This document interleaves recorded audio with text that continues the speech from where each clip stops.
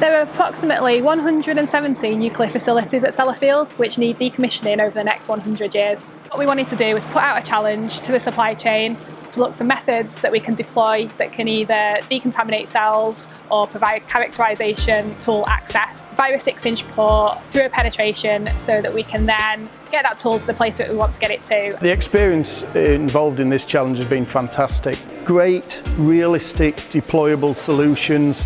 It's been credible to the applicants and also the engagement with Sellafield.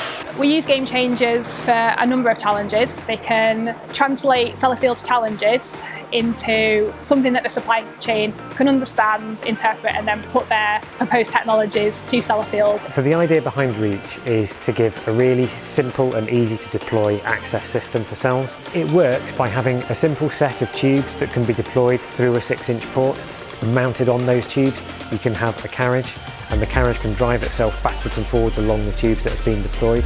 So the modular tube deployment system, the way it works is we use the tubes and joints, which are individual modules, and we assemble those together in series to create a tubular deployment path.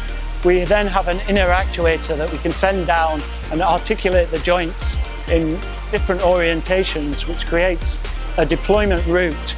CellRail deploys through a 6-inch access port, and it constructs a scaffolding system on the inside of the cell.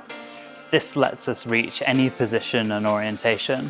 One of the big advantages of FirmArm is that within a geometric envelope we can attach a range of tools. This range of tools are of a typical size and mass that Sellafield might use anyway, so there's an easy transition.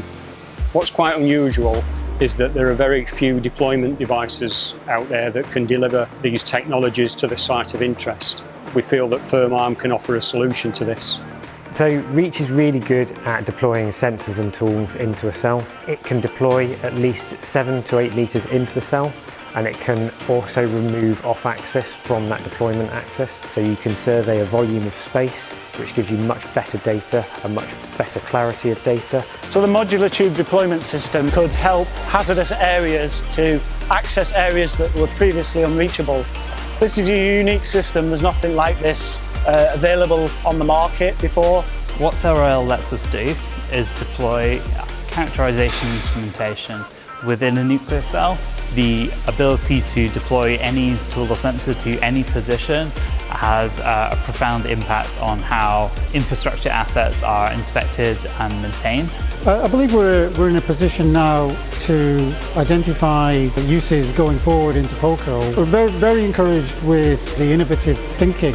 We don't have a lot of experience of working with this new technology. It'll be quite exciting getting the opportunity to deploy these on the plants. For everybody today there's been a big moment of pride for us. There's been a lot of enthusiasm and that sort of validated our aspirations, if you like. It's something that we feel we can work with and take forward, and yeah, it's exciting. Working with game changers has been really beneficial. We've been able to take an idea from blank sheet of paper all the way through to a physical, full-scale prototype. We've grown to 10 full-time employees. We've expanded to work on a whole range of different game changers projects, but also we've been able to expand into other areas. It's given me the training and the confidence to take our concepts and technologies and be able to develop them, but taking account of the commercial aspects of it.